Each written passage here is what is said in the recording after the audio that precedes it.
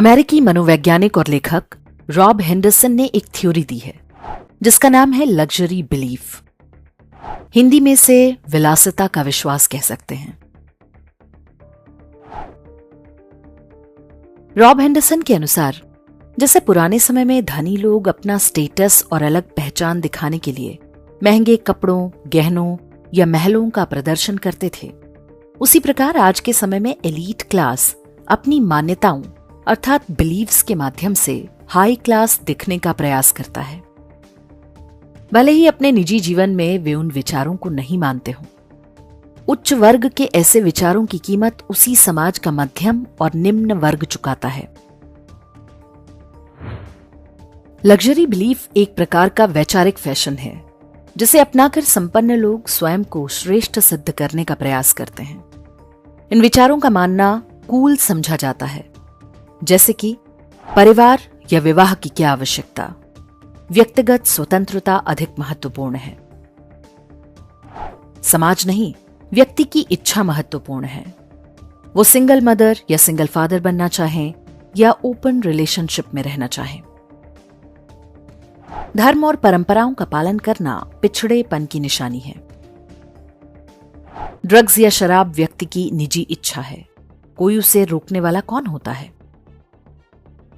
देश की सीमाएं और राष्ट्रीय पहचान फालतू की बातें हैं। गॉड ने इंसान के लिए धरती बनाई है। आतंकवादी और अपराधी हालात के मारे होते हैं, उनके साथ अवश्य ही कोई अन्याय हुआ होता है। मृत्युदंड नहीं होना चाहिए, चाहे उस अपराधी ने कितना भी घृणित काम किया हो। बच्चे से बलात्कार करने वाले को दंडित नहीं करना चाहिए। Every Sinner has a future. Police और सेना तो होनी ही नहीं चाहिए, वे तो जनता पर बोझ हैं।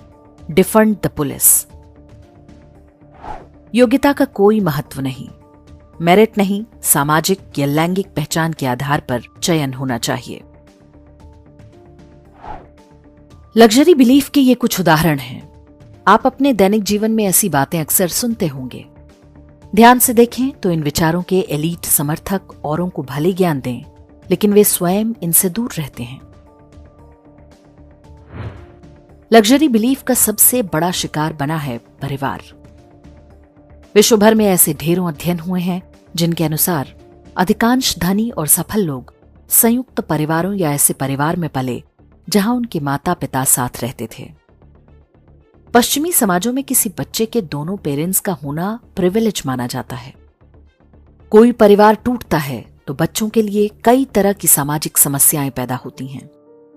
ये उनके बौद्धिक और मनोवैज्ञानिक विकास में बाधक हो सकती हैं। विश्व के सभी समाजों में अधिकांश समृद्ध और शक्तिशाली लोग परिवार को बहुत महत्व देते हैं, लेकिन नेता, अभिनेता, अधिकारी या जज के रूप में वे ही परिवार तोड़ने और व्यक्तिगत स्वतंत्रता की वकालत में सबसे आगे होते हैं। ऐसा करके वे प्रगतिशील दिखते हैं। उनके विचारों के दुष्परिणाम मिडिल और लोअर क्लास भुगतता है। फिल्मों, मीडिया और अन्य माध्यमों से लव मैरिज को कूल बनाया गया। सरकारें और अदालतें नीति बनाती हैं कि 18 साल का होते ही बच्चे अपनी पसंद का जीवन साथी चुनने के लिए स्वतंत्र हो जाते हैं। लेकिन आप पता कर लें कि एलीट परिवारों में कितने प्रतिशत लव मैरिज होती हैं। अंबानी अडानी से लेकर नेताओं, अधिकारियों और जजों तक की संतानें अधिकांश अरेंज्ड मैरिज ही करती हैं। सामाजिक न्याय की राजनीति करने वाला कोई नेता अपने बेटे का विवाह किसी सामान्य गरीब परिवार की लड़की से नहीं होने देता। किसी बड़े उद्योगपति की बेटी को कभी किसी स्कूल टीचर के बेटे से प्यार नहीं होता। सब भली भांति देखभाल कर, कुंडली मिलाकर और सोशल स्टेटस के हिसाब से शादी करते हैं। लेकिन उन्हीं के फैलाए लव मैरिज के झांसे में फंसकर मिडिल और लोअर क्लास की एक पूरी पीढ़ी कोर्ट कचहरी में डिवोर्स के लिए चक्कर काट रही है।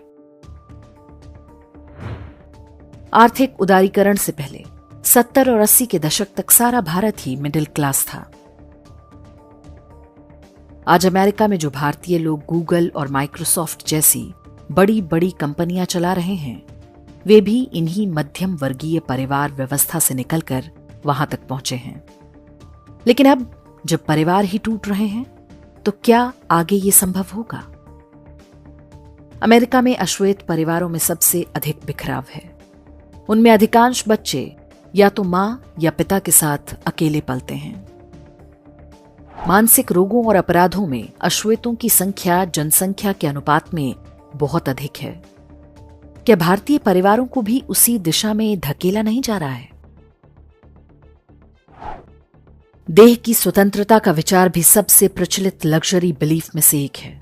माई बॉडी माई चॉइस एक कूल विचार है। महिलाओं को बताया जाता है कि यह तुम्हारा शरीर है, तुम जैसे चाहो प्रयोग करो, चाहे जिसके साथ रिश्ते बनाओ। फिल्मों और मीडिया के माध्यम से इस विचार को बढ़ावा दिया जाता है, जबकि भारतीय समाज में स्त्री और पुरुष दोनों के लिए वर्जनाएं तय हैं। किसी भी समाज की नई पीढ़ी स्वस्थ और सुरक्षित हो, इसके लिए ये आवश्यक है। जब एलीट क्लास से प्रेरणा पाकर कोई सामान्य व्यक्ति ऐसा करता है तो उसके साथ साथ उसका पूरा परिवार तहस नहस हो जाता है। जो नेता, जज और फिल्म वाले विवाह की संस्था को लगातार कमजोर करने का प्रयास कर रहे हैं, वे ही समलैंगिक विवाह के सबसे बड़े समर्थक होते हैं। जिस देश में 5 करोड़ मुकदमे लंबित हैं, वहां की सुप्रीम कोर्ट की संविधान पीठ कई सप्ताह तक ये सुनवाई करती रह गई थी कि समलैंगिक विवाह को कानूनी मान्यता होनी चाहिए या नहीं। ये सुनवाई करवाने वाले पूर्व चीफ जस्टिस चंद्रचूड़ ने ही अवैध संबंधों यानी अडल्ट्री को कानूनी मान्यता दी थी। उस लग्जरी बिलीफ का परिणाम है कि आज अवैध रिश्तों के लिए तलाक से लेकर हत्या तक की बाढ़ सी आई हुई है।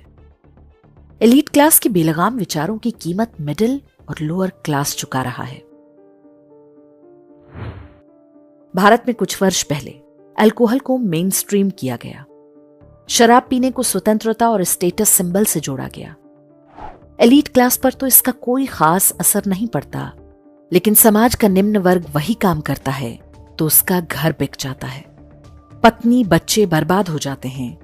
और अब तो नया लग्जरी बिलीफ तैयार है कि पुरुष शराब पी सकते हैं तो महिलाएं क्यों नहीं। भारतीय एलीट क्लास मानवतावादी और सेकुलर दिखने का प्रयास करता है। उनके लिए देश की सीमाएं मायने नहीं रखती, लेकिन व्यक्तिगत जीवन में ये सारे किसी सुरक्षित और संपन्न देश में बसने का जुगाड़ करते मिलेंगे। बांग्लादेशियों और रोहिंग्या को भारत में बसाने की मांग करने वाले सारे एलीट स्वयं हाई सिक्योरिटी वाले ऊंची दीवारों के मकानों में रहते हैं। अधिकांश लग्जरी बिलीफ एक आदर्शवाद या आइडियलिज्म की आड़ में थोपे जाते हैं। इनकी जड़ों में जाएं तो पता चलता है कि इन सभी का जन्म अमेरिका या पश्चिमी देशों के विश्वविद्यालयों में हुआ होता है। ये विचार हार्वर्ड जैसी यूनिवर्सिटीज से आते हैं और हमारे एलीट उनकी वैचारिक टट्टी को हलवा मानकर खा लेते हैं। उन्हें कोई डर नहीं होता, क्योंकि समाज यदि चौपट भी होता है तो उन पर कोई असर नहीं पड़ेगा। उनका एक पैर वैसे भी अमेरिका या किसी सुरक्षित यूरोपीय देश में रहता है। उनके निर्णयों का परिणाम निम्न और मध्यम वर्ग भुगतता है। लग्जरी बिलीफ के रूप में थोपे जाने वाले विचार अक्सर वास्तविकता से कटे हुए होते हैं।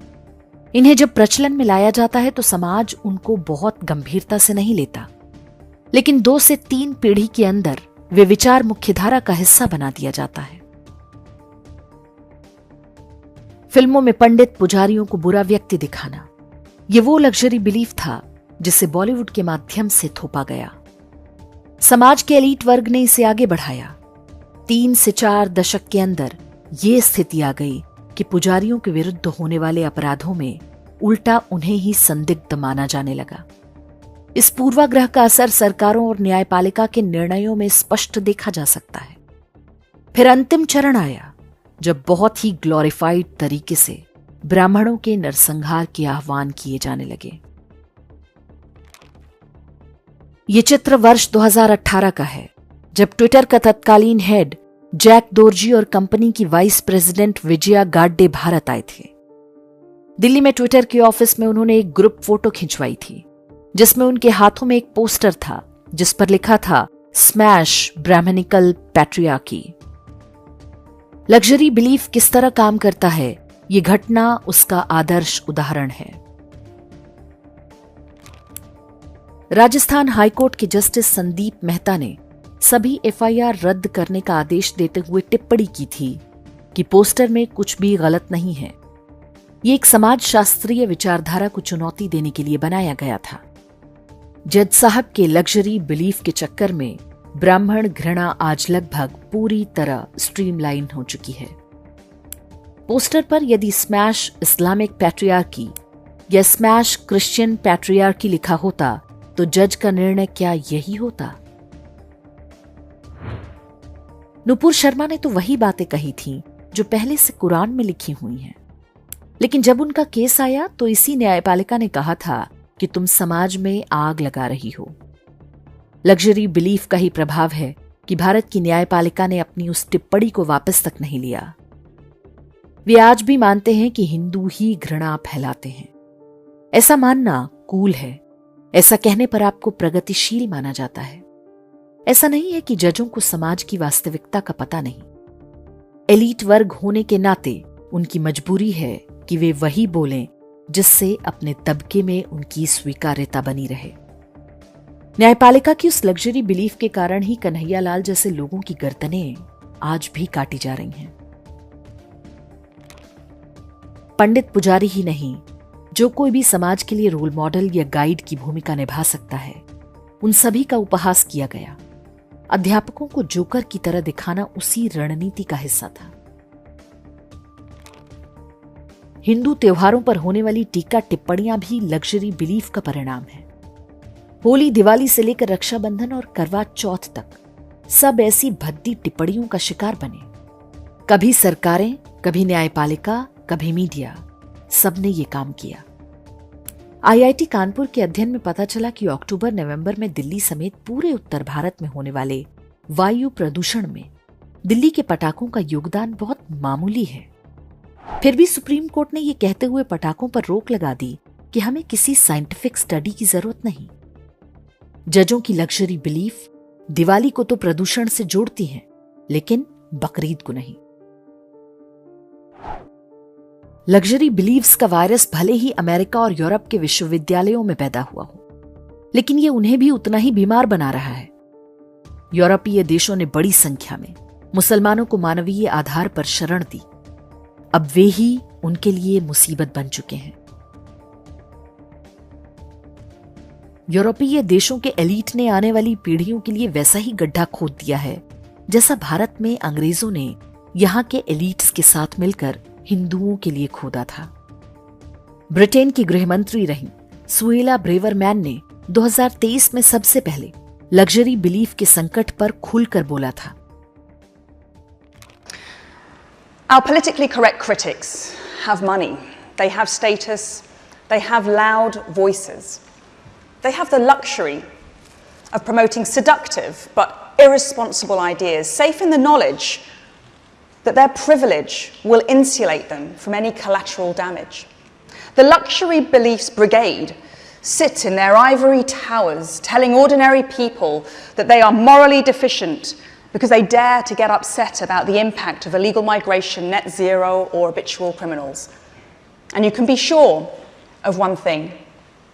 People with luxury beliefs will flock to Labour at the next general election because that's the way to get the kind of society they want. What is that? They want, and they like, open borders. The migrants coming in won't be taking their jobs.